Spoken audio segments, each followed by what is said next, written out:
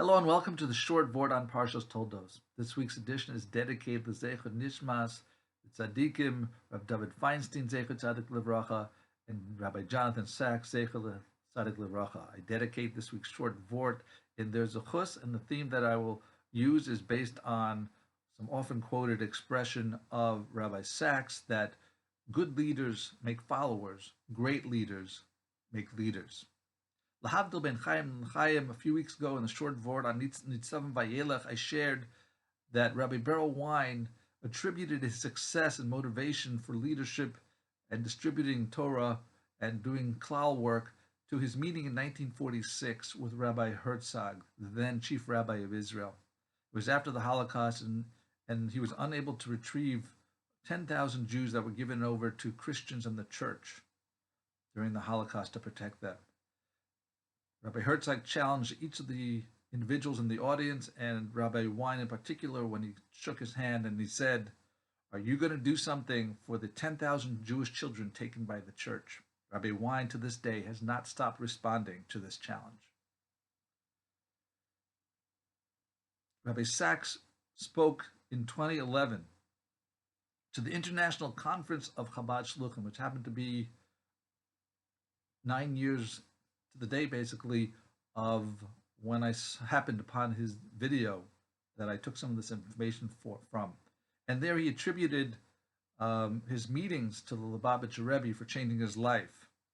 The Lubavitcher Rebbe challenged him and gave him direction. In 1968, the Lubavitcher Rebbe told Rabbi Sachs not to accept the situation, but to change it. It was the Rebbe's direction to share Torah and to give sermons that spurred the rabbi to change from options such as law or economics and other education to become a congregational love, and then later to share his Torah and secular knowledge to Jews and to the Bnei Norach as chief rabbi of the United Kingdom. I'll personally miss his writings and his lectures. I enjoyed them very much. This ability to accept challenges, I think, can be brought back to this week's Parsha. Jewish destiny was at risk. Esav was poised to acquire the world's physical blessings from Yitzchak, and Yaakov was ready to stay passively in his tent and learn Torah. However, Rivka Imenu, she took her motherly authority and challenged Yaakov to go against his nature of honesty and purity, to deceive his father in order to obtain these essential blessings. This critical instruction and Yaakov's acceptance of the challenge led Yaakov to have to leave his home and ultimately establish the patrimony of the 12 Shiftei Ka, as well as set a broad paradigm of accepting challenges from leaders, and this way he became the Bechir Sheva Avos, the pinnacle of the forefathers, and for whom we, the Bnei Yisrael, are named. I'd be remiss not to mention how this also applies to Rabbi David Feinstein, Zeichut Tzadik Livracha.